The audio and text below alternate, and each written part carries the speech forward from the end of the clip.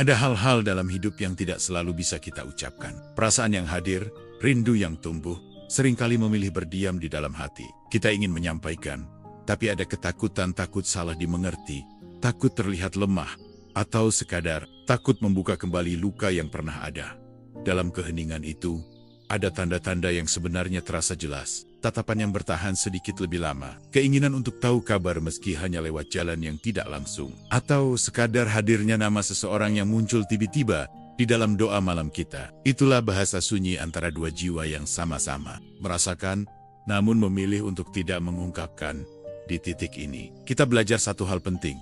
Rindu tidak selalu harus diteriakkan. Kadang, justru kekuatan kita terlihat dalam kemampuan menerima bahwa ada hal-hal yang hanya bisa dirasakan, bukan dimiliki. Itulah bagian dari ketenangan yang diajarkan oleh kebijaksanaan hidup. Maka, mari kita arahkan pikiran kita agar tidak terjebak dalam kegelisahan. Sebab, pada akhirnya, ketenangan datang ketika kita mampu menerima bahwa perasaan termasuk rindu adalah bagian dari kehidupan yang tak selalu membutuhkan jawaban. Selamat datang di Arah Mindset. Arahkan pikiranmu, temukan ketenanganmu. Hari ini, kita akan membahas sebuah topik yang mungkin dekat dengan hati banyak orang. Tanda kamu dan dia saling merindukan, tapi tak diungkapkan. Ada sesuatu yang seringkali tidak kita sadari. Atau mungkin kita pura-pura tidak ingin menyadarinya. Tatapan, sebuah tatapan bisa lebih jujur dari 1000 kata. Ia hadir begitu saja, tanpa bisa diatur, tanpa bisa direkayasa. Kita bisa berbohong dengan senyum. Kita bisa menyembunyikan rasa dengan sikap dingin. Tapi mata tidak pernah benar-benar pandai berbohong. Tatapan yang tak biasa adalah salah satu tanda paling halus ketika dua orang sebenarnya saling merindukan. Meski tidak pernah terucap, itu bukan sekadar menatap biasa. Bukan tatapan sambil lalu, yang singgah sebentar, lalu pergi. Tatapan semacam ini punya kedalaman, ada semacam jeda di dalamnya. Sebuah keinginan untuk bertahan sedikit lebih lama. Seakan-akan dengan menatap, kita bisa mencuri waktu yang tak bisa kita miliki. Kita mungkin pernah merasakannya. Ada seseorang yang ketika matanya bertemu dengan mata kita, seolah seluruh ruangan tiba-tiba sunyi. Suara-suara di sekitar meredup. Hanya ada perasaan aneh yang sulit dijelaskan. Perasaan bahwa ada sesuatu yang ingin dikatakan, tetapi tidak pernah sampai ke bibir. Dan disitulah misteri itu, hidup misteri rindu yang tak terucap. Bagi sebagian orang, tatapan itu hanya kebetulan. Mereka akan menganggapnya hal biasa. Tapi jika kita peka, kita tahu ada sesuatu yang berbeda. Ada getar yang sulit didefinisikan. Itu bukan sekadar rasa kagum. Bukan juga sekadar ramah tamah. Itu adalah rindu yang mencoba mencari jalan keluar. Tapi hanya bisa menampakkan diri lewat mata. Mengapa mata begitu jujur? Karena mata terhubung langsung dengan hati. Kata-kata bisa dikurung. Senyum bisa dipaksakan. Bahkan sikap bisa direkayasa. Tetapi mata selalu memberi bocoran. Orang yang merindukan akan menatap dengan cara yang tidak sama seperti ia menatap yang lain. Ada kelembutan di sana. Ada kerinduan yang terselip di balik kedalaman pupil. Seolah ada kisah yang tidak selesai. Seolah ada percakapan yang tertunda. Dan anehnya, tatapan itu seringkali membuat kita canggung. Kita ingin berpura-pura tidak peduli. Tapi hati sudah bicara lebih dulu. Kita ingin menoleh ke arah lain. Namun ada tarikan yang membuat kita betah sesaat lebih lama. Itu seperti berbicara tanpa suara. Berdialog tanpa kata. Hanya lewat pertemuan mata yang singkat namun penuh arti. Ada orang yang berkata, tatapan hanyalah tatapan. Jangan terlalu dilebih-lebihkan. Tetapi benarkah begitu? Mengapa hati kita berdebar berbeda ketika tatapan itu datang dari seseorang yang kita rindukan? Mengapa kita merasakan ketenangan sekaligus kegelisahan dalam satu waktu? Inilah tanda bahwa rindu tidak selalu membutuhkan kalimat. Kadang, rindu hanya perlu kesempatan, sekilas untuk menyapa lewat mata. Jika kita berpikir lebih jauh, tatapan yang tak biasa ini adalah pengingat. Ia mengajarkan bahwa tidak semua hal harus diucapkan. Ada keindahan dalam hal-hal yang tertahan. Seperti Stoik mengajarkan, tidak semua yang kita rasakan harus kita lepaskan. Tidak semua yang kita pikirkan harus kita ungkapkan. Ada waktunya kita cukup menikmati keberadaannya. Tanpa menuntut lebih, tatapan itu adalah hadiah kecil dari semesta. Hadiah yang mungkin hanya berlangsung beberapa detik, tapi cukup untuk mengisi ruang kosong di hati yang merindukan. Ia adalah bahasa rahasia yang hanya bisa dipahami oleh dua orang yang saling terikat. Meski tak terucap, namun tentu saja, kita juga perlu bijaksana. Jangan sampai kita terjebak dalam tafsir yang berlebihan. Tatapan bisa saja berarti banyak hal. Tetapi jika kita sudah tahu hati kita sendiri, kita akan mampu membedakan. Tatapan yang datang dari rindu memiliki energi yang khas. Ia tidak sekadar menatap tubuh, tetapi menembus hati. Ia tidak sekadar ingin dilihat, tetapi ingin menghubungkan. Kadang, justru tatapan itu lebih berbahaya daripada kata-kata. Sebab kata bisa ditolak, bisa disangkal. Tetapi, tatapan, ia langsung menusuk tanpa izin. Itulah mengapa orang yang saling merindukan, meski tidak saling mengungkapkan, seringkali gugup saat mata mereka bertemu. Ada semacam kebingungan. Apakah harus tersenyum? Apakah harus berpaling? Ataukah cukup diam dan membiarkan mata berbicara sendiri? Tatapan yang tak biasa juga menyadarkan kita bahwa ada rasa yang tetap hidup. Meski kita berusaha membunuhnya dengan logika, kita bisa berkata pada diri sendiri bahwa semua sudah selesai. Kita bisa menguleng-uleng kalimat bahwa kita baik-baik saja tanpa dia. Namun ketika tatapan itu hadir, kita tahu bahwa hati punya kebenarannya sendiri. Dan disitulah kita belajar tentang kerendahan hati, bahwa manusia tidak selalu sekuat yang ia kira, bahwa ada ruang di hati yang tetap terhubung, meski kita mencoba menutupnya. Tapi, bukankah itu indah? Bahwa rindu bisa tetap hidup tanpa harus diumbar. Bahwa tatapan bisa menjadi penghubung tanpa harus disertai kata. Bukankah justru itu yang membuatnya bernilai? Karena di dunia yang penuh kebisingan, ada bentuk komunikasi yang lebih sunyi, dalam, dan lebih jujur. Tatapan yang tak biasa adalah tanda. Tanda bahwa masih ada perasaan yang menggantung. Tanda bahwa mungkin kamu dan dia saling merindukan, tapi memilih untuk tidak mengucapkan. Dan tanda ini bukan untuk disesali. Ia hadir sebagai pengingat bahwa manusia selalu punya lapisan perasaan yang tidak sederhana. Bahwa kita bisa menyimpan sesuatu tanpa harus kehilangan makna pada akhirnya. Tatapan itu mengajarkan kita untuk menerima. Menerima bahwa rindu tidak selalu harus sampai. Bahwa perasaan tidak selalu harus diwujudkan dalam hubungan. Terkadang cukup tahu bahwa ada seseorang yang pernah kita tatap. Dan dalam tatapan itu kita menemukan refleksi diri kita sendiri, bahwa kita pernah sanggup-sungguh merasakan. Dan bukankah itu cukup? Bukankah hidup yang penuh dengan kenangan kecil seperti itu sudah merupakan bagian dari kebahagiaan? Kita tidak selalu harus memiliki seseorang untuk merasakan arti dari kehadirannya. Cukup dengan tatapan yang tak biasa itu, kita tahu ada sesuatu yang pernah nyata, meski kini tinggal dalam sunyi. Maka ketika kamu bertemu dengan tatapan itu lagi, jangan buru-buru menafsirkan.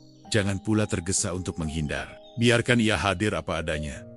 Nikmati sejenak keheningannya. Karena dalam dunia yang seringkali penuh kepalsuan, tatapan yang jujur adalah hadiah yang langka. Hadiah yang bisa menjadi penguat bahwa meski rindu tak terucap, ia tetap hidup dalam diam yang penuh makna.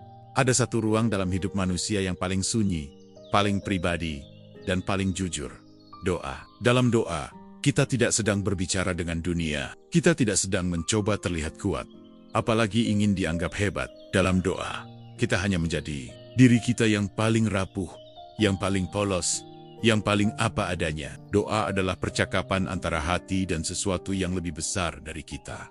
Di sanalah seringkali sebuah nama hadir.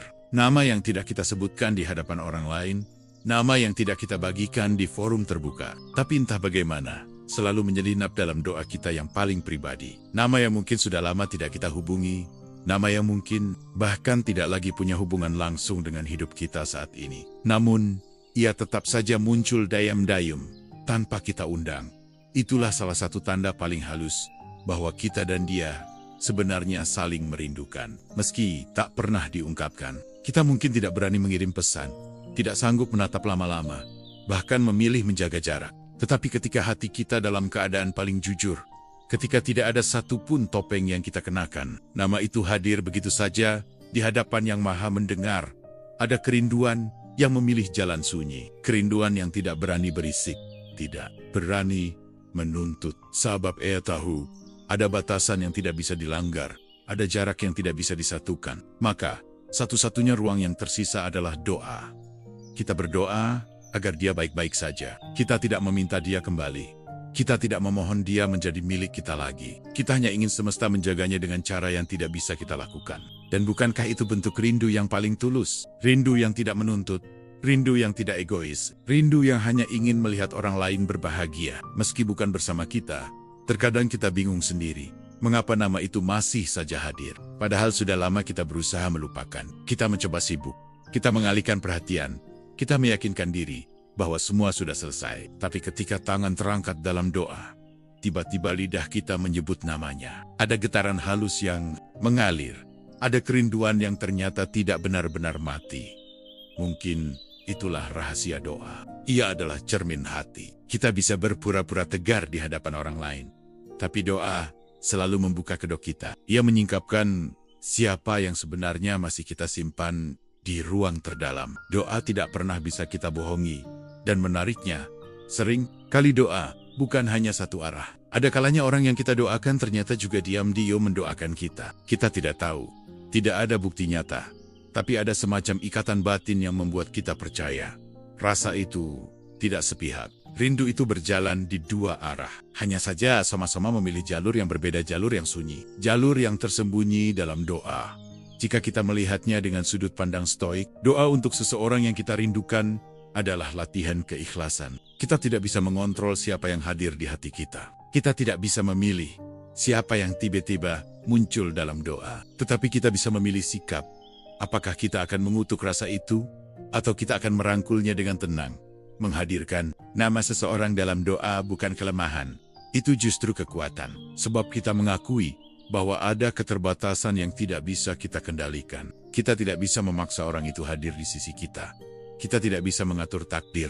Kita bahkan tidak bisa mengubah apa yang sudah terjadi. Tetapi kita masih bisa menitipkannya dalam doa. Itu adalah bentuk penerimaan bahwa kita tidak berkuasa atas hidup orang lain, namun kita masih bisa menyelipkan harapan baik untuknya. Bukankah itu indah, bahwa cinta dan rindu tidak selalu harus memiliki, bahwa ada bentuk kasih yang paling murni, mendoakan dalam diam. Itu adalah bahasa universal yang tidak memerlukan balasan, tidak memerlukan pengakuan. Bahkan jika dia tidak pernah tahu, bahkan jika dia tidak pernah sadar, doa itu tetap sah, tetap berarti, tetap punya nilai. Namun, tentu saja, kita juga harus berhati-hati. Jangan sampai doa kita berubah menjadi jerat. Jangan sampai doa kita dipenuhi dengan keinginan untuk memaksa dia kembali, untuk menundukkan takdir sesuai kehendak kita. Itu bukan doa. Itu adalah keterikatan yang menyamar. Doa sejati selalu memberi ruang bagi kebebasan. Doa sejati selalu berlapang dada. Jika memang dia bahagia dengan jalan yang berbeda, biarlah begitu. Jika memang dia ditakdirkan bersama orang lain, semoga itu menjadi yang terbaik baginya. Dan di titik inilah kita belajar.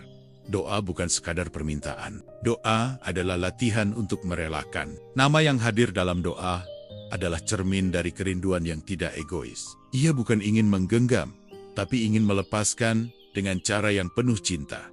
Mungkin kamu bertanya-tanya, apakah dia juga mendoakanmu? Apakah namamu juga hadir dalam doanya, sebagaimana namanya hadir dalam doamu? Tidak ada yang bisa memastikan. Tetapi, kadang, semesta punya cara untuk memberi tanda. Ada rasa tenang yang datang tiba-tiba. Ada kekuatan yang tidak kita sangka-sangka. Ada momen di mana kita merasa seperti sedang dipeluk dari jauh. Siapa tahu, itu adalah hasil dari doa yang dia titipkan diam-diam untukmu pada Akernia. Nama yang hadir dalam doa adalah pengingat bahwa manusia tidak pernah benar-benar bisa memutuskan keterhubungan. Kita bisa berjauhan secara fisik, kita bisa menghapus nomor, kita bisa tidak lagi saling menyapa, tetapi di ruang batin, selalu ada jalur sunyi yang membuat kita tetap terhubung. Dan doa adalah salah satu jalur paling kuat di antara semuanya. Maka, jangan malu jika ada nama yang masih hadir dalam doa-doamu. Jangan merasa lemah, jangan merasa gagal melupakan. Justru itu adalah tanda bahwa hatimu masih hidup, bahwa kamu masih mampu mencintai dengan cara yang tulus. Tidak semua cinta harus dideklarasikan, tidak semua rindu harus dipertemukan. Kadang, cinta yang diam dalam doa justru lebih kuat, lebih murni, lebih abadi. Dan ketika waktunya tiba, kamu akan menyadari, doa-doa itu bukan hanya untuk dia. Doa-doa itu sebenarnya juga untuk dirimu sendiri. Karena dengan mendoakan orang lain, hatimu menjadi lebih lapang, egomu menjadi lebih rendah, dan jiwamu menjadi lebih tenang. Itulah kekuatan nama yang dayam-dayam hadir dalam doa. Ia bukan sekadar tanda rindu, tapi juga jalan menuju ketenangan. Ia menunjukkan bahwa meski kamu dan dia tidak saling mengungkapkan, kalian tetap saling terhubung di ruang paling suci, doa, Ada satu hal sederhana yang seringkali tidak kita sadari. Sebagai tanda rindu, keinginan tahu kabar. Bukan kabar besar, bukan berita penting, bahkan bukan hal-hal luar biasa. Hanya kabar sederhana. Apakah dia baik-baik saja? Bagaimana hari-harinya? Apakah dia masih tersenyum dengan cara yang sama? Sesuatu yang, jika kita pikir dengan logika, seharusnya tidak lagi penting, tetapi hati selalu punya jalannya sendiri.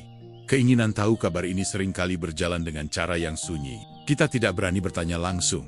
Kita tidak ingin terlihat peduli. Bahkan terkadang kita menjaga jarak seolah sudah benar-benar tidak ada hubungan. Namun, di balik itu semua, ada rasa penasaran yang terus tumbuh. Kita diam-diam mencari tahu, meski tidak pernah berani mengakui. Mungkin lewat media sosial, kita membuka profilnya, sekadar melihat aktivitasnya, lalu menutupnya sepat-sepat, agar tidak ketahuan oleh diri sendiri, bahwa kita masih peduli. Mungkin lewat kabar dari teman, yang kita tanyakan dengan cara tersamar, dia sekarang sibuk, payah. Mungkin juga hanya dengan berdoa, berharap semesta memberi sedikit tanda, bahwa dia baik-baik saja. Keinginan tahu kabar ini bukan sekadar rasa ingin tahu biasa. Ada getar emosional di baliknya. Karena kita tidak sedang mencari hiburan. Kita tidak sedang menguntit. Kita hanya ingin tenang. Ada ketenangan tertentu yang muncul ketika kita tahu dia sehat, dia bahagia, dia masih melanjutkan hidup dengan baik. Seolah-olah, sebagian hati kita ikut bernafas lega, dan lucunya, kerinduan semacam ini seringkali tidak simetris. Kita ingin dia tahu bahwa kita peduli. Kita tidak ingin menimbulkan salah paham. Jadi kita memilih jalur paling aman. Tahu kabarnya dari jauh. Ada jarak yang sengaja kita pertahankan. Karena kita sadar, mendekat bisa menimbulkan luka baru. Tetapi, menjaga jarak tidak mampu memadamkan rasa. Bukankah itu ironis? Kita ingin menjaga diri, tetapi hati tetap mencari jalannya sendiri. Seperti api kecil yang kita kira sudah padam. Ternyata masih ada bara yang menyala di bawah abu. Bara itu adalah rindu yang mencari jalan lewat kabar. Jika kita melihatnya dari kacamata stoik, keinginan tahu kabar adalah ujian bagi kendali diri. Sebab, pada dasarnya, kita tidak bisa mengendalikan hidup orang lain. Kita tidak bisa mengatur langkahnya. Tidak bisa memastikan kebahagiaannya. Tidak bisa selalu ada di sisinya. Yang bisa kita lakukan, hanyalah menerima. Dia punya jalannya sendiri. Namun, sebagai manusia, rasa peduli itu tetap muncul. Dan itu wajar. Yang penting adalah, bagaimana kita bersikap terhadap rasa itu.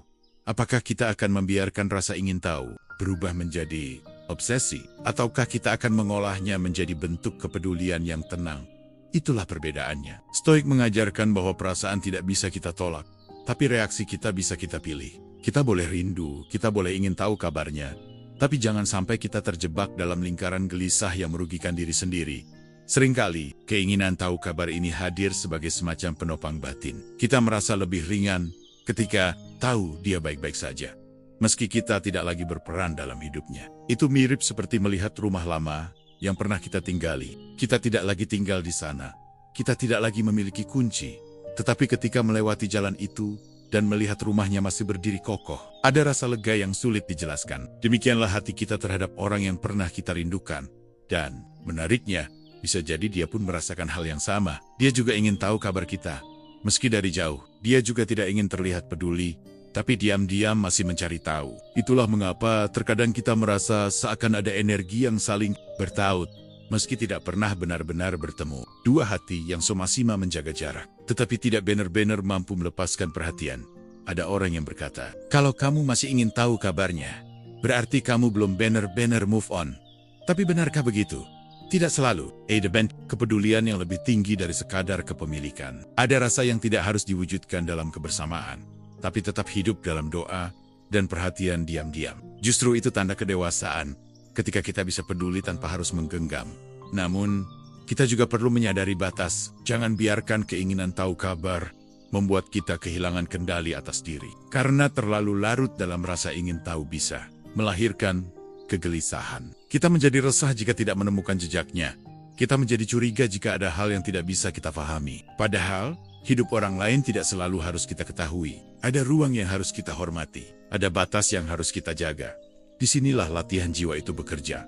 Bagaimana kita menyeimbangkan rindu dengan ketenangan. Kita boleh ingin tahu kabarnya, tapi jangan sampai kehilangan kendali. Kita boleh peduli, tapi jangan sampai melukai diri sendiri dengan ekspektasi pada kurnia. Keinginan tahu kabar adalah tanda bahwa ada bagian hati yang masih terikat. Ikatan itu tidak harus disesali. Ia bisa kita terima sebagai bagian dari perjalanan hidup. Sama seperti bekas luka di tubuh, ia tidak lagi sakit, tapi tetap ada sebagai pengingat. Begitu pula dengan rindu. Ia tidak harus hilang. Cukup kita terima sebagai bagian dari siapa diri kita.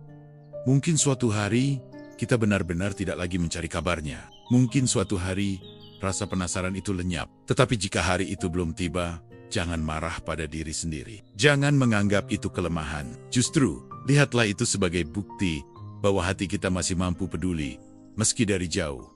Karena pada akhirnya, bukankah itu yang paling penting? Bahwa kita mampu tetap berharap yang terbaik untuk seseorang, bahkan tanpa perlu hadir di sisinya. Bahwa kita masih bisa merasa lega hanya dengan tahu dia baik-baik saja, tanpa menuntut apa-apa lagi.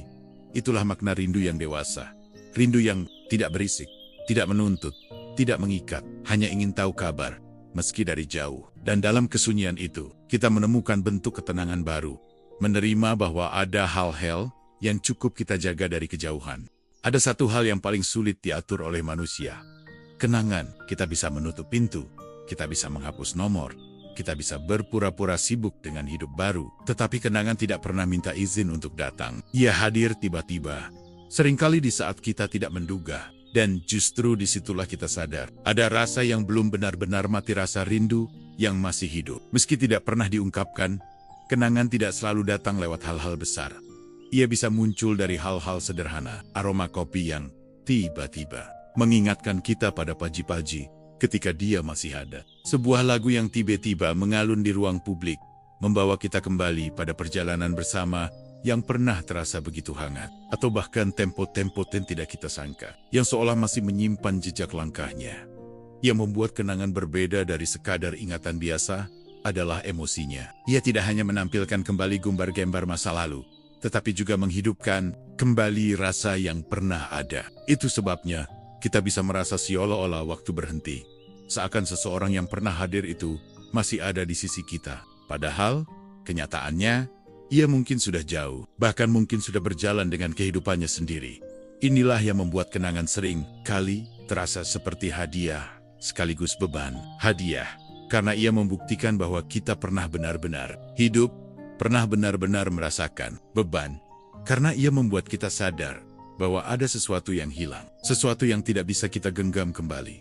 Kenangan yang masih hidup adalah tanda bahwa kita dan dia pernah meninggalkan jejak yang tidak jejak yang terlalu dalam untuk sekadar hilang begitu saja. Rindu yang tak terucap seringkali menemukan jalannya melalui kenangan. Ia tidak bisa hadir lewat kotek kata, tidak bisa mewujud lewat tatapan, maka ia memilih jalan yang paling setia, menghidupkan kembali potongan masa lalu.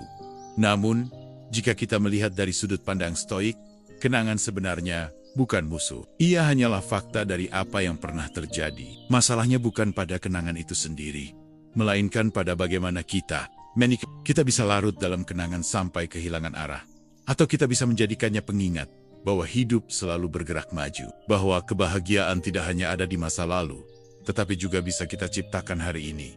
Kenangan yang masih hidup juga mengajarkan kita tentang keterhubungan manusia, bahwa ketika dua jiwa pernah bertemu dengan sungguh-sungguh, jejaknya tidak mudah terhapus. Ada semacam energi yang tetap bertahan meski waktu terus berjalan. Dan itu bukan kelemahan, melainkan bukti bahwa kita pernah terbuka, pernah tulus, pernah mencintai dengan segenap hati. Kadang, kita bertanya pada diri sendiri, mengapa aku masih mengingatnya? Mengapa kenangan itu terus kembali? Tetapi jawabannya sederhana, karena hati tidak bekerja seperti mesin. Kita tidak bisa sekadar menekan tombol hapus dan semua selesai. Hati menyimpan bukan hanya peristiwa, tetapi juga makna. Dan selama makna itu masih penting bagi kita, kenangan akan terus hidup. Namun, ada sisi bijak yang bisa kita ambil. Kenang bukan untuk ditolak, melainkan untuk diterima. Jika ia datang, biarkan ia lewat. Jika ia membuat hati hangat, nikmati sesaat. Jika ia membuat hati perih, terimalah sebagai bagian dari perjalanan. Jangan melawan, jangan memaksa. Karena semakin kita melawan, semakin kenangan itu menancap dalam. Kenangan yang masih hidup juga bisa menjadi jembatan untuk memahami diri sendiri. Melalui kenangan, kita tahu apa yang pernah membuat kita bahagia, apa yang pernah melukai kita, dan bagaimana kita bertumbuh dari semua itu. Tanpa kenangan, kita tidak akan tahu sejauh mana perjalanan kita. Dan rindu yang terbungkus dalam kenangan sebenarnya bukan sesuatu yang harus ditakuti. Ia adalah pengingat bahwa kita manusia. Kita punya hati, kita punya keterikatan. Rindu yang lahir dari kenangan adalah tanda bahwa kita pernah sanggup-sungguh peduli. Dan bukankah itu lebih baik daripada hidup tanpa pernah merasakan apa-apa? Tentu saja, kita juga harus berhati-hati. Jangan sampai kita terjebak dalam nostalgia yang berlebihan. Karena ada perbedaan antara menghargai kenangan dan terjebak di dalamnya. Menghargai kenangan berarti melihat masa lalu sebagai bagian dari hidup, tanpa membiarkannya merampas masa kini. Sedangkan terjebak berarti kita berhenti bergerak, hanya hidup di bayangan yang sudah berlalu. Stoik mengajarkan kita untuk memisahkan antara apa yang bisa kita kendalikan dan apa yang tidak bisa. Masa lalu jelas tidak bisa kita kendalikan. Sudah selesai. Yang bisa kita kendalikan adalah bagaimana kita menatap masa kini, bagaimana kita melangkah ke depan. Maka, kenangan yang masih hidup seharusnya menjadi cermin, bukan penjara. Bayangkan, jika tidak ada kenangan, hidup akan terasa datar, tanpa warna. Justru karena ada kenangan, kita belajar menghargai momen-momen kecil. Justru karena ada kenangan, kita tahu bahwa setiap kebahagiaan suatu hari akan menjadi sesuatu yang berharga untuk dikenang. Dan itu membuat kita lebih sadar untuk benar-benar hadir di setiap detik kehidupan pada akurnia. Kenangan yang masih hidup adalah tanda bahwa kita masih terhubung dengan seseorang, meski tidak lagi bersuah. Itu tidak perlu selalu dimaknai sebagai kelemahan. Justru itu bisa menjadi kekuatan. Karena dari sana kita belajar tentang arti kehilangan, arti kerinduan, dan arti penerimaan. Rindu yang lahir dari kenangan tidak selalu harus membuat kita gelisah. Ia bisa menjadi doa dalam diam. bisa pengingat bahwa di masa lalu, kita pernah diberi hadiah berupa kehadiran seseorang yang berarti. Dan meski sekarang hanya tersisa kenangan, hadiah itu tetap layak disyukuri. Maka, jangan takut pada kenangan. Jangan pula menolaknya mentah-mentah. Sambut ia dengan tenang. Biarkan ia datang dan pergi seperti angin. Karena kenangan tidak pernah sepenuhnya hilang. Ia hanya berubah bentuk dari sesuatu yang dulu kita alami menjadi sesuatu yang kini kita renungkan. Dan dalam setiap kenangan yang masih hidup, kita akan selalu menemukan secuil rindu. Rindu yang tidak terucap, rindu yang tidak menuntut, rindu yang hanya ingin mengingatkan bahwa di satu masa dalam hidup, kita pernah merasa lengkap karena kehadiran seseorang. Dan itu cukup.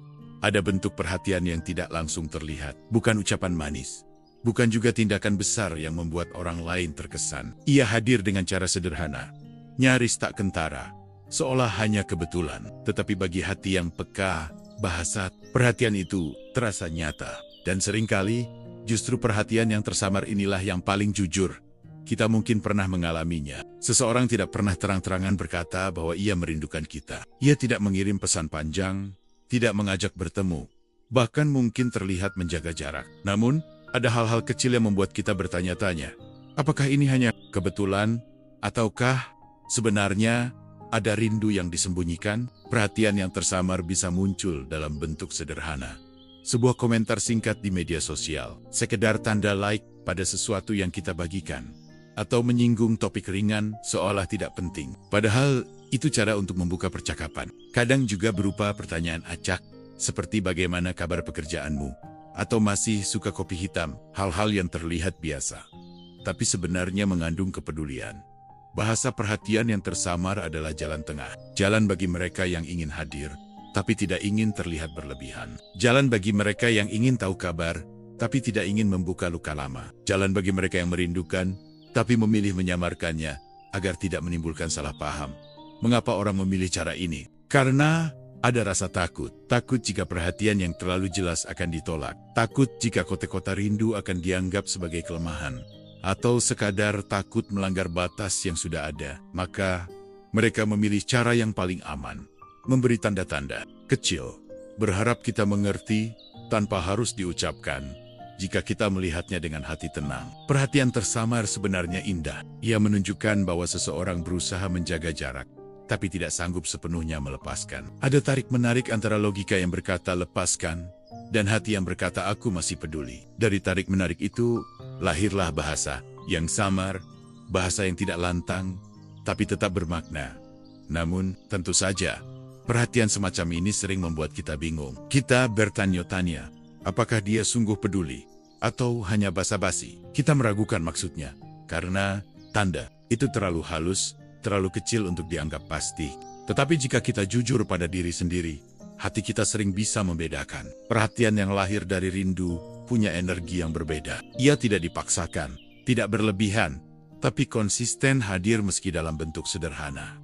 Stoik mengajarkan kita untuk tidak terjebak pada tafsir yang berlebihan. Kita boleh menyadari adanya perhatian itu, tapi jangan sampai menggantungkan kebahagiaan kita padanya. Karena pada akhirnya, bahasa perhatian yang tersamar hanyalah tanda, bukan janji. Ia hadir untuk memberi kehangatan sesaat, bukan untuk menjamin masa depan. Maka, sambutlah ia dengan tenang, tanpa ekspektasi berlebihan. Bahasa perhatian yang tersamar juga mengingatkan kita bahwa tidak semua kasih sayang harus ditunjukkan secara terang-terangan. Ada bentuk cinta yang memilih berjalan dalam diam, ada rindu yang tidak ingin mengganggu, tapi juga tidak sanggup benar-benar pergi. Dan dalam dunia yang seringkali penuh dengan kata-kata berlebihan, perhatian kecil semacam ini justru lebih tulus. Mungkin kamu pernah merasakan seseorang tiba-tiba menyapa setelah lama tidak berkomunikasi. Ia tidak menanyakan hal besar, hanya sekedar lagi sibuk apa, atau lagi di mana. Tetapi entah mengapa, pertanyaan sederhana itu membuat hatimu hangat. Itu bukan karena kalimatnya, tetapi karena kamu tahu ada seseorang yang masih ingat, masih peduli, meski dengan cara yang tersamar. Dan mungkin kamu pun pernah melakukan hal yang sama. Kamu tidak berani mengatakan rindu, tapi kamu diam-diam mencari cara untuk menunjukkan perhatian. Kamu mengirim pesan singkat. Kamu memberi tanda kecil. Kamu berusaha hadir tanpa terlalu terlihat. Itu adalah bahasa hati yang mencoba menyeimbangkan antara keinginan untuk dekat dan kebutuhan untuk menjaga jarak pada akhirnya. Bahasa perhatian yang tersamar adalah bukti bahwa rindu tidak selalu butuh kata-kata. Kadang, cukup dengan tanda-tanda kecil, hati sudah saling mengerti. Bukankah ada pepatah yang berkata, yang tulus tidak selalu banyak bicara, tapi selalu ada meski dalam diam? Itulah yang terjadi ketika dua orang sebenarnya saling merindukan, tapi memilih untuk tidak mengungkapkan. Namun, ada satu hal penting. Jangan sampai perhatian yang tersamar berubah menjadi ilusi yang membuat kita terjebak. Kita perlu tetap sadar bahwa tidak semua tanda harus diartikan berlebihan. Jika perhatian itu membuat hati hangat, syukuri saja. Jika ternyata hanya kebetulan, terimalah dengan tenang. Karena yang bisa kita kendalikan bukanlah maksud orang lain, melainkan respon kita sendiri. Bahasa perhatian yang tersamar juga mengajarkan kita untuk lebih peka. Peka terhadap tanda-tanda kecil dalam hubungan manusia. Sebab seringkali, yang paling bermakna justru tidak diucapkan lantang. Rindu yang paling tulus tidak selalu hadir dalam kalimat panjang, tapi dalam sapaan sederhana, dalam tanda yang hampir tidak terlihat. Maka, ketika kamu menemukan bahasa perhatian yang tersamar dari seseorang, jangan buru-buru menafsirkan. Jangan pula mengabaikan. Cukup terima dengan hati yang lapang. Biarkan ia menjadi bukti kecil bahwa di tengah jarak masih ada rasa yang hidup. Rasa yang mungkin tidak bisa diungkapkan, tapi tetap ada, tetap nyata. Dan jika suatu hari kamu sendiri yang memberi perhatian dengan cara tersamar, ingatlah bahwa itu adalah bentuk keberanian juga. Keberanian untuk tetap peduli, meski dalam batas. Keberanian untuk tetap hadir, meski dalam diam. Keberanian untuk tetap merindukan, meski tanpa kata. Pada akhirnya, bahasa perhatian yang tersamar adalah pengingat bahwa cinta tidak selalu harus lantang, dan rindu tidak selalu harus diumbar. Ada kalanya, justru dalam kesamaran itulah kita menemukan makna yang lebih dalam. Sebab yang paling tulus tidak selalu terlihat jelas, kadang ia hanya terasa oleh hati yang masih terhubung.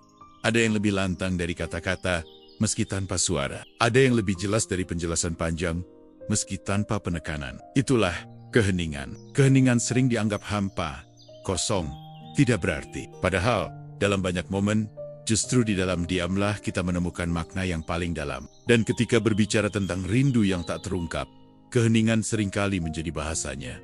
Pernahkah kamu merasakannya? Duduk berhadapan dengan seseorang, tanpa banyak bicara, tapi entah mengapa hatimu penuh. Tidak ada kalimat yang diucapkan, tidak ada pengakuan yang dilontarkan, namun ada getaran yang berjalan diam-diam. Getaran yang seolah ingin berkata, aku masih di sini, aku masih merasakanmu. Keheningan yang mengandung rasa itu berbeda dengan diam karena tidak peduli. Diam karena tidak peduli terasa hambar, seperti ruangan kosong tanpa isi. Tetapi keheningan yang menyimpan rindu justru hangat. Ia seperti udara yang tidak terlihat, tapi mengisi seluruh ruang. Ia seperti mata air di bawah tanah, sunyi, tapi menghidupi. Banyak orang takut pada keheningan. Mereka merasa canggung ketika tidak ada percakapan. Mereka buru-buru mencari topik, sekadar untuk mengisi jeda. Tapi, anehnya, dengan orang yang benar-benar kita rindukan, keheningan justru terasa nyaman. Seakan-akan diam pun sudah cukup untuk berbicara. Seakan-akan keberadaan saja sudah menjadi kalimat yang lengkap. Rindu yang tidak terucap sering memilih jalan sunyi ini. Ia tahu, kata-kata kadang berisiko menimbulkan salah paham. Ia tahu, pengakuan bisa melahirkan konsekuensi yang berat. Maka, rindu berdiam, bersembunyi, di balik tatapan, di balik senyum kecil, di balik jeda panjang yang tidak membutuhkan penjelasan. Keheningan itu seperti surat yang tidak pernah dikirim. Ia tidak sampai pada bibir, tetapi ia tetap ada di hati. Kita merasakannya dalam setiap momen singkat saat pertemuan singkat, saat kebetulan bertemu di jalan, atau bahkan saat hanya mengingatnya dalam benak. Tidak ada suara tapi eda rusa, jika kita memandangnya dengan kearifan stoik. Keheningan semacam ini adalah latihan dalam pengendalian diri. Kita belajar untuk menahan diri dari dorongan yang ingin segera mengungkapkan. Kita belajar bahwa tidak semua perasaan harus dituangkan dalam kata. Ada kekuatan besar dalam kemampuan untuk menahan. Keheningan menjadi bukti bahwa kita bisa menerima, bahwa kita tidak dikuasai sepenuhnya oleh hasrat untuk memiliki. Dan di balik semua itu, keheningan mengandung kebijaksanaan. Ia mengajarkan bahwa hubungan manusia tidak hanya dibangun dengan kotak. Kadang, justru dalam diam, kita bisa merasakan keterhubungan yang lebih dalam. Bukankah seringkali, dua orang yang benar-benar dekat tidak perlu banyak bicara, cukup duduk bersama, tanpa kata, dan mereka tahu ada ikatan yang tak kasat mata. Namun, kita juga tahu, keheningan bisa menjadi pisau bermata dua. Ia bisa menjadi tempat persembunyian rindu, tapi juga bisa menjadi ruang bagi kesalahpahaman. Ada orang yang menganggap diam berarti tidak peduli, padahal diam bisa juga berarti terlalu peduli untuk berani mengungkapkan. Itulah mengapa keheningan yang mengandung rasa hanya bisa benar-benar dimengerti oleh hati yang terhubung. Pernahkah kamu merasa, di tengah keramaian, ada satu orang yang diamnya justru paling berisik? Ia tidak berbicara padamu, tapi kamu bisa merasakan sorot matanya. Ia tidak menyapamu, tapi kamu tahu ada sesuatu yang ingin ia sampaikan. Itulah keheningan yang penuh rasa, sebuah bahasa rahasia yang hanya dipahami oleh dua hati yang saling merindukan. Dan seringkali, keheningan itu justru lebih kuat daripada kata. Kata bisa diputarbalikkan, bisa dilupakan, bisa diperdebatkan. Tetapi rasa yang muncul dalam diam, sulit dibohongi. Ia menancap dalam, tanpa perlu validasi. Jika kita mau jujur, keheningan juga sering menjadi cara hati melindungi diri. Hijab bukan karena tidak ingin bicara, tapi karena tahu kata-kata bisa membuka luka lama. Kita memilih diam karena sadar, mengungkapkan rindu bisa membawa kita pada konsekuensi yang tidak siap kita hadapi. Jadi kita biarkan rasa itu bernafas dalam keheningan, agar tetap hidup, tapi tidak melukai. Inilah seni menerima. Seni untuk membiarkan sesuatu ada tanpa harus memaksanya menjadi nyata. Rindu yang terbungkus keheningan mengajarkan kita untuk merangkul rasa tanpa menuntut jawaban. Ia melatih kita untuk menikmati keindahan kecil dalam keterbatasan. Dan pada akhirnya, keheningan yang mengandung rasa itu bisa menjadi penghibur. Kita tahu bahwa meski tidak ada kata yang terucap, meski tidak ada pesan yang dikirim, ada sesuatu yang tetap berjalan di balik diam. Sesuatu yang mungkin tidak terlihat, tapi bisa dirasakan. Keterhubungan batin yang tidak sepenuhnya hilang. Maka, jangan selalu takut pada keheningan. Jangan buru-buru mengisinya dengan kata-kata yang belum tentu. Jujur, biarkan keheningan itu berbicara dengan caranya sendiri. Sebab dalam keheningan, ada rindu yang lebih murni, lebih tulus, dan lebih tahan lama. Keheningan yang mengandung rasa adalah tanda bahwa meski kamu dan dia tidak lagi saling mengungkapkan, kalian tetap saling terhubung di ruang yang paling sunyi. Itu adalah bahasa hati yang tidak membutuhkan kalimat, tidak membutuhkan penjelasan, tapi tetap nyata, tetap hidup. Dan bukankah dalam hidup ini, tidak semua hal harus dijelaskan? Kadang, cukup dengan merasakan, itu sudah lebih dari cukup. Ada hal-hal yang tidak pernah kita rencanakan, tapi ia datang dengan sendirinya. Ada nama-nama yang tiba-tiba hadir di kepala kita, tanpa kita undang, tanpa kita minta. Seperti bayangan yang menyeberang begitu saja di jalan pikiran, ia muncul di sela-sela kesibukan, di waktu yang tidak terduga. Begitulah rindu bekerja. Ia hadir tanpa undangan. Mungkin kamu pernah mengalaminya. Sedang sibuk bekerja, tiba-tiba wajahnya muncul begitu saja. Tidak ada pemicu yang jelas. Tidak ada alasan. Yang logis, kamu tidak sedang melihat sesuatu yang berkaitan dengannya. Tidak sedang mendengar namanya. Tapi tiba-tiba ingatan tentang dirinya menyeruak. Sesaat kamu terdiam, lalu bertanya pada diri sendiri, mengapa dia muncul lagi? Itulah misteri pikiran manusia. Ada ruang yang tidak bisa kita kendalikan sepenuhnya. Stoik mengajarkan bahwa kita hanya bisa menguasai sikap kita, bukan peristiwa yang datang dari luar. Dan ternyata, pikiran kita sendiri pun sering bertindak sebagai luar itu. Ia membawa kembali wajah seseorang yang pernah menjadi bagian penting hidup kita. Kita tidak mengundang tapi ia hadir. Kita tidak memanggil tapi ia datang. Hadir dalam pikiran tanpa undangan adalah tanda bahwa seseorang masih menempati ruang tertentu di hati kita. Mungkin ruang itu kecil, mungkin hanya tersisa di sudut yang tidak kita sadari, tapi tetap saja ada. Seperti debu yang terbang di udara. Kita tidak melihatnya setiap saat, tapi ia selalu ada, dan sesekali sinar matahari memperlihatkannya dan menariknya. Perasaan ini sering terjadi dua arah. Kita merasa dia hadir dalam pikiran kita, dan di waktu lain, entah bagaimana, kita juga hadir dalam pikirannya. Tanpa komunikasi, tanpa kabar, ada semacam energi yang bergerak diam-diam. Apakah ini yang disebut ikatan batin? Ataukah hanya kebiasaan lama yang terlalu kuat untuk benar-benar hilang? Hadir dalam pikiran tanpa undangan juga seringkali membuat hati kita bimbang. Di satu sisi, kita merasa senang ada hangat yang datang bersama ingatan itu. Di sisi lain, kita juga merasa gelisah karena kehadiran itu mengingatkan kita pada hal-hal yang sebenarnya ingin kita lupakan. Disitulah letak tantangannya. Bagaimana kita menyikapi kehadiran yang tidak kita minta. Bagi mereka yang terbawa emosi, kehadiran semacam ini bisa menjerumuskan pada kerinduan yang menyakitkan. Mereka mulai mencari, membuka kembali percakapan lama, bahkan mungkin tergoda untuk menghubungi. Tapi bagi mereka yang memilih jalan ketenangan, hadirnya seseorang dalam pikiran adalah tanda untuk direnungkan. Bukan untuk dituruti, ada keindahan tersendiri dalam kehadiran yang diam-diam itu. Ia mengingatkan kita bahwa manusia bukanlah makhluk yang sepenuhnya logis. Ada bagian dalam diri kita yang bergerak mengikuti rasa, bukan rencana. Ada ruang batin yang menyimpan lebih banyak daripada yang bisa kita kendalikan. Dan tidak apa-apa. Karena itu juga bagian dari menjadi manusia. Kadang hadir dalam pikiran tanpa undangan juga menjadi bukti bahwa kita belum benar-benar selesai dengan sesuatu. Tidak selalu berarti kita masih menginginkan orang itu kembali. Bisa jadi, itu hanya tanda bahwa ada pelajaran yang belum kita renungkan sepenuhnya. Kehadiran dalam pikiran bisa menjadi panggilan untuk belajar, menerima, untuk memahami, dan pada akhirnya, untuk melepaskan dengan lebih tenang. Namun, jangan salah, tidak semua kehadiran harus diartikan sebagai beban. Bisa jadi, justru itu adalah hidayah. Bayangkan, di tengah rutinitas yang melelahkan, pikiran tentang seseorang muncul dan membuatmu tersenyum sebentar. Meski hanya sesaat, meski tanpa tindak lanjut, itu tetap menjadi jeda yang memberi warna. Yang penting adalah bagaimana kita menyikapinya. Stoik akan berkata, jangan menolak apa yang datang, tapi juga jangan melekat padanya. Jika seseorang hadir dalam pikiranmu, biarkanlah ia lewat seperti angin. Nikmati hembusannya, lalu lepaskan. Jangan memaksanya tinggal. Jangan pula mengusirnya. Jangan amarah. Cukup akui kehadirannya. Lalu kembalilah pada kehidupanmu. Kadang, kita merasa heran. Mengapa justru orang yang sudah lama tidak kita temui yang hadir begitu jelas di pikiran? Mengapa bukan mereka yang ada di sekitar kita setiap hari? Itu karena rindu punya cara sendiri untuk memilih. Ia tidak mengikuti logika. Ia mengikuti jejak hati. Dan hati selalu ingat pada sesuatu yang pernah memberi arti. Meski hanya sebentar, hadir.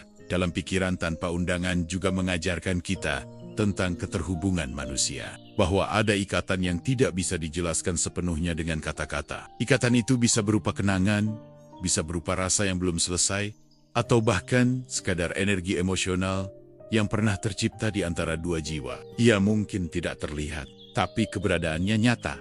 Jadi, ketika seseorang hadir begitu saja dalam pikiranmu, jangan terburu-buru menolaknya. Itu bukan kelemahan.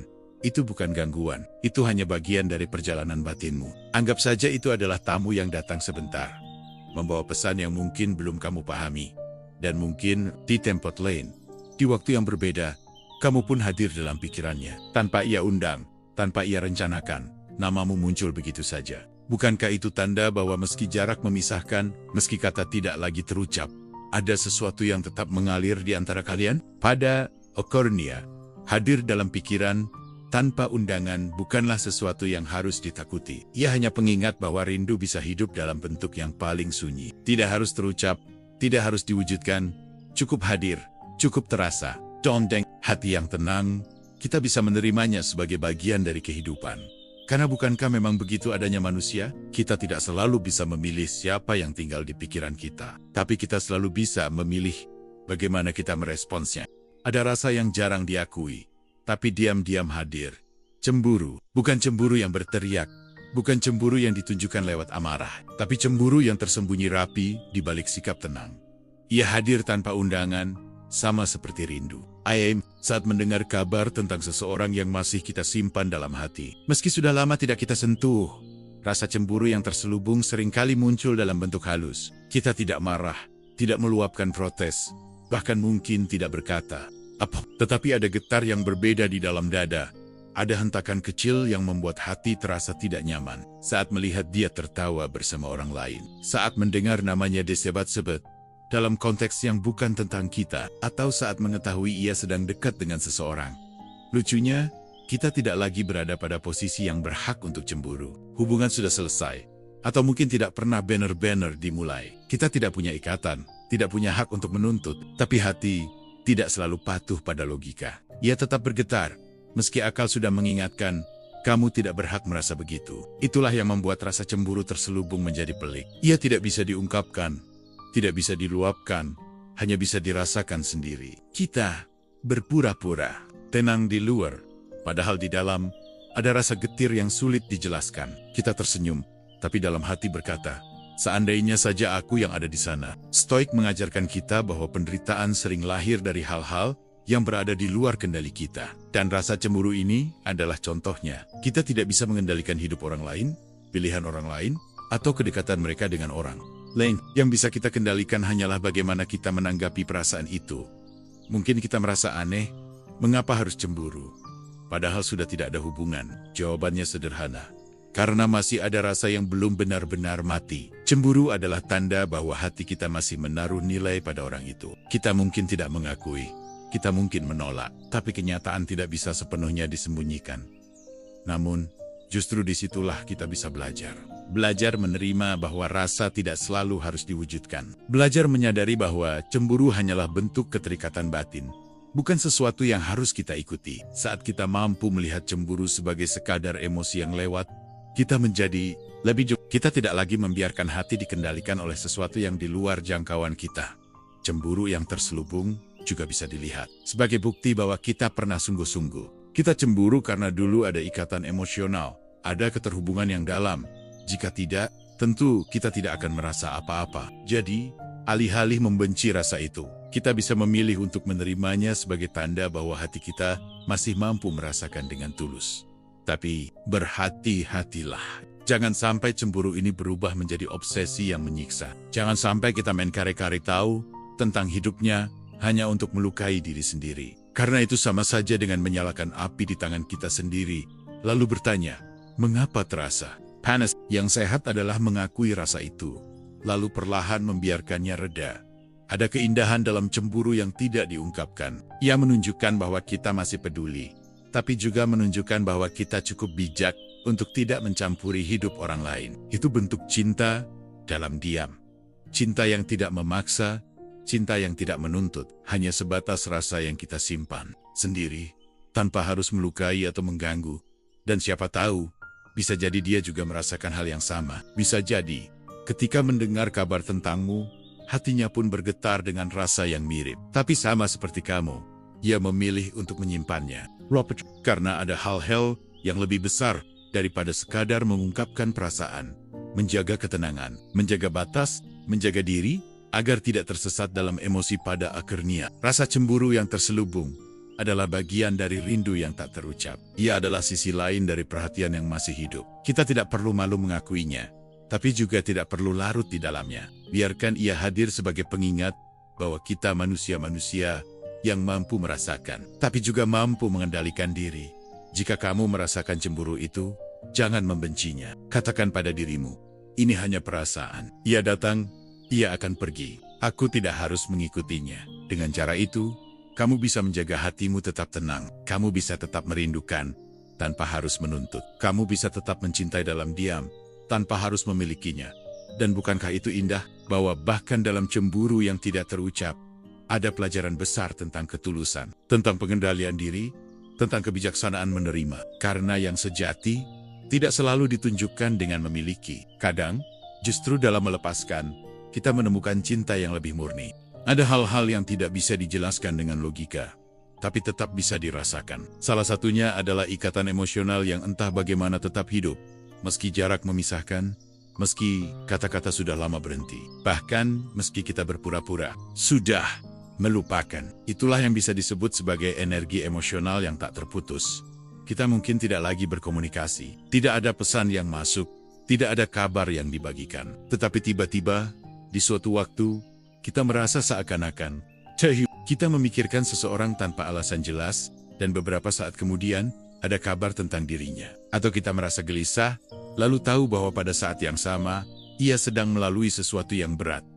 Hubungan itu tidak terlihat, tapi ada. Sanyit, tapi tetap mengalir.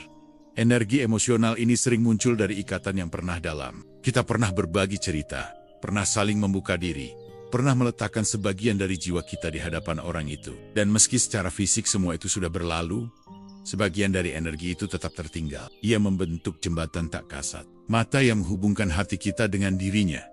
Banyak orang menolak untuk percaya pada hal ini. Mereka hanya percaya pada yang bisa diukur, bisa dieting, bisa dibuktikan. Tapi manusia bukan sekadar angka. Kita punya lapisan emosional yang jauh lebih luas daripada yang bisa dijelaskan. Kita bisa merasakan sesuatu tanpa alasan yang jelas, dan rasa itu seringkali benar.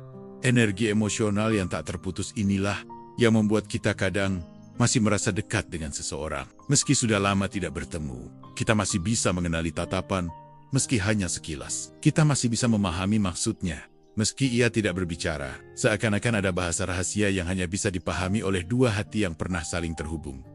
Namun, disinilah letak tantangannya. Energi semacam ini bisa menjadi penghibur, tapi juga bisa menjadi beban. Ia bisa membuat kita merasa hangat, karena tahu kita tidak benar-benar kehilangan. Tetapi ia juga bisa menahan kita untuk melangkah, karena hati masih terikat pada sesuatu yang tidak lagi nyata.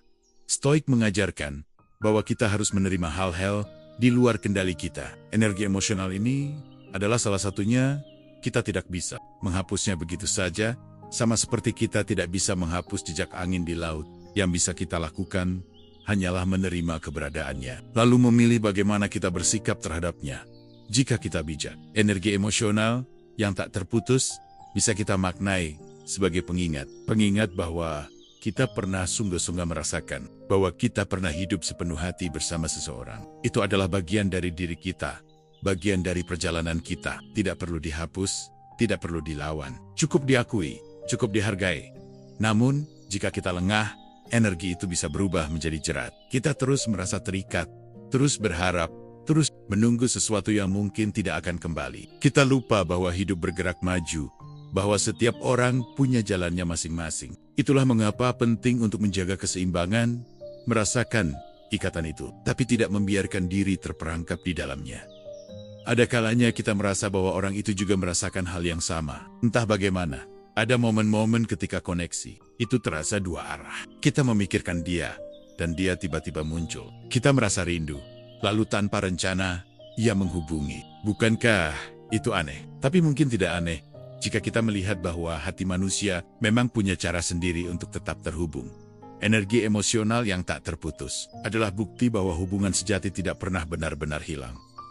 Ia mungkin berubah bentuk, mungkin tidak lagi menjadi kedekatan fisik, tapi tetap ada dalam dimensi lain. Ia seperti aliran air bawah tanah, tidak terlihat, tapi tetap menghubungkan.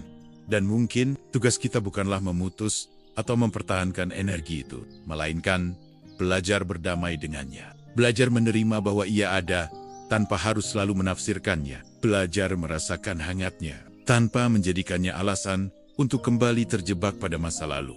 Karena pada akhirnya, hidup ini adalah tentang keseimbangan antara kenangan dan kenyataan. Energi emosional yang tak terputus adalah bagian dari kenangan yang masih hidup di dalam diri kita. Dan kenyataan adalah jalan yang terus bergerak maju, menuntun kita pada pengalaman baru. Jadi, jika kamu merasakan ikatan itu, jangan menolak. Akui saja, ya, ada energi yang masih menghubungkan kita, tapi juga katakan pada dirimu, itu tidak berarti aku harus terikat selamanya. Aku bisa membawa rasa itu sebagai bagian dari perjalananku, tanpa harus mengorbankan langkahku ke depan. Pada akhirnya, energi emosional yang tak terputus bukanlah beban, kecuali jika kita menjadikannya beban. Ia bisa menjadi pengingat indah bahwa hati manusia punya kedalaman yang tidak bisa diukur. Ia bisa menjadi saksi bahwa pernah ada rasa yang begitu kuat, hingga tidak bisa benar-benar padam. Dan jika kita memaknainya dengan tenang, ia akan menjadi sumber kebijaksanaan, bukan sumber penderitaan. Karena ada yang memang tidak dimaksudkan untuk hilang, tapi juga tidak dimaksudkan untuk dimiliki kembali. Ia hanya dimaksudkan untuk dirasakan sebagai jejak yang menghubungkan kita pada siapa kita pernah dan siapa kita sekarang. Ada satu tahap yang lebih sulit daripada mencintai, lebih berat daripada merindukan, bahkan lebih menantang daripada melupakan. Tahap itu adalah menerima kenyataan apa adanya, tanpa perlawanan, tanpa penolakan, tanpa keinginan untuk memaksakan sesuatu agar berjalan sesuai kehendak kita. Banyak dari kita bisa jatuh cinta dengan mudah, bisa merindukan dengan tulus, bisa menaruh perhatian dengan setia. Tapi tidak semua orang mampu menerima dengan tenang ketika sesuatu tidak berjalan seperti yang diharapkan. Padahal, di sanalah letak kedewasaan sejati. Rindu yang tidak terucap, perhatian yang hanya tersamar, keheningan yang penuh rasa, bahkan energi emosional yang tak terputus semuanya, akhirnya bermuara pada satu hal. Kemampuan kita untuk menerima bahwa tidak semua rasa harus diwujudkan, menerima bahwa tidak semua cinta harus memiliki akhir yang indah, menerima bahwa ada orang-orang yang hadir dalam hidup kita hanya untuk mengajarkan, bukan untuk menetap. Ketenangan dalam menerima bukan berarti kita berhenti merasakan, bukan berarti kita mematikan hati, atau pura-pura tidak peduli. Justru sebaliknya, itu berarti kita mengakui rasa yang ada, lalu merangkulnya dengan lapang. Kita mengatakan pada diri sendiri, ya, aku merindukanmu. Ya, aku masih peduli. Tapi, aku juga tahu, hidup harus terus berjalan. Disinilah filosofi Stoik menjadi cahaya. Stoik mengingatkan bahwa penderitaan manusia bukan datang dari apa yang terjadi, melainkan dari bagaimana ia menolak atau melawan kenyataan. Saat kita mencoba melawan apa yang di luar kendali kita hanya akan melukai diri sendiri. Tapi saat kita belajar menerima, kita menemukan ruang baru untuk ketenangan. Menerima bukan berarti menyerah. Ini bukan soal pasrah tanpa usaha. Ini soal memahami batas. Mana yang bisa kita kendalikan, mana yang tidak. Kita tidak bisa mengendalikan hati orang lain. Tidak bisa memaksa seseorang untuk tinggal. Tidak bisa menahan waktu agar berhenti. Yang bisa kita lakukan hanyalah mengendalikan sikap kita. Apakah kita memilih untuk larut dalam sakit, atau kita memilih untuk tetap tenang? Ketenangan dalam menerima juga berarti berdamai dengan kehilangan. Kehilangan bukan berarti berakhirnya. Kehilangan hanyalah perubahan bentuk. Dari kehadiran nyata menjadi kenangan. Dari percakapan menjadi diam. Dari kepemilikan menjadi pelajaran. Dan jika kita mampu melihatnya dengan jernih, kehilangan pun bisa menjadi hadiah. Hadiah yang mengajarkan kita tentang arti ketulusan, arti kesabaran, arti pengendalian diri. Mungkin kita pernah berharap seseorang yang kita rindukan juga merindukan kita. Mungkin kita ingin sekali mengungkapkan, tapi akhirnya memilih diam. Mungkin kita masih menyimpan jejaknya dalam hati, meski waktu terus bergulir. Semua itu wajar, semua itu manusiawi. Tapi pada akhirnya, ketenangan hanya bisa datang ketika kita belajar menerima semua itu sebagai bagian dari perjalanan hidup, bukan sebagai beban. Ada kebijaksanaan dalam membiarkan sesuatu tetap seperti adanya. Tidak semua pintu harus dibuka kembali. Tidak semua pertanyaan butuh jawaban. Tidak semua perasaan harus dikejar. Kadang, cukup dengan mengakui, ya, aku merasakan ini, tapi aku tidak harus bertindak atasnya. Dan dengan sikap itu, hati menjadi lebih ringan. Ketenangan dalam menerima juga menuntun kita untuk lebih menghargai diri sendiri. Karena saat kita berhenti memaksakan, kita memberi ruang pada diri untuk tumbuh. Kita tidak lagi terikat pada sesuatu yang tidak pasti. Kita tidak lagi menunggu yang tidak datang. Kita berjalan maju dengan hati yang lebih lapang, sambil tetap membawa rasa sebagai bagian dari diri kita, bukan sebagai beban yang harus kita pikul. Bukankah indah ketika kita bisa mengingat seseorang tanpa sakit, ketika kita bisa merindukan tanpa gelisah, ketika kita bisa mengenang tanpa berharap kembali, itu adalah tanda bahwa kita sudah menemukan ketenangan dalam menerima. Kita tidak lagi diperbudak oleh rasa, tapi justru menemukan kebebasan di dalamnya. Dan di titik ini, kita menyadari bahwa semua rindu yang tidak terucap, semua perhatian yang tersamar, semua cemburu yang diam, semua energi yang masih terhubung, semuanya hanyalah bagian dari perjalanan jiwa. Tidak ada yang sial-sial, karena semua itu membentuk siapa kita hari ini. Menerima adalah puncak dari perjalanan itu. Puncak di mana kita berhenti melawan, berhenti menggenggam, berhenti mengharapkan. Kita hanya merangkul kenyataan lalu milangkah dengan damai. Maka, jika hari ini kamu masih menyimpan rindu yang tidak bisa terungkap, biarkan saja ia ada. Jangan memaksa untuk menghapusnya. Jangan pula memaksa untuk mewujudkannya. Terimalah sebagai bagian dari kisahmu. Karena, pada akhirnya, rindu tidak selalu harus berakhir dengan pertemuan. Kadang, rindu hanya mengajarkan kita tentang arti menghargai yang pernah ada. Ketenangan dalam menerima bukanlah kelemahan. Justru, di sanalah kekuatan sejati manusia. Kekuatan untuk berkata, aku mampu merasakan, aku mampu mencintai, tapi aku juga mampu melepaskan. Dan hanya dengan sikap itu, kita bisa menemukan kedamaian yang sesungguhnya pada akarnya. Bukankah tujuan hidup ini bukan untuk menghapus rasa, melainkan untuk hidup berdampingan dengannya, dengan hati yang tenang? Setiap rasa, setiap rindu, setiap diam yang kita bahas hari ini, hanyalah bagian dari perjalanan kita sebagai manusia. Perjalanan untuk memahami, untuk menerima, dan pada akhirnya, untuk menemukan ketenangan. Karena sejatinya, hidup bukan tentang bagaimana kita bisa memiliki segalanya, melainkan bagaimana kita bisa berdamai dengan apa yang memang sudah seharusnya kita terima. Jika kamu merasa pesan-pesan seperti ini memberi makna, jika kamu ada bagian dari dirimu yang terhubung dengan kata-kata ini, maka teruslah bersama kami di Arah Mindset. Di sini, kita belajar melihat hidup dengan cara yang lebih tenang, lebih jernih, lebih bijak. Jangan lupa untuk mendukung channel ini dengan cara sederhana, mendengarkan, membagikan, dan terus mengikuti setiap konten yang hadir. Karena banyak orang yang mampu mengarahkan pikirannya, semakin banyak pula hati yang bisa menemukan ketenangan. Ingat selalu, apapun yang kamu hadapi hari ini, arahkan pikiranmu, temukan ketenanganmu.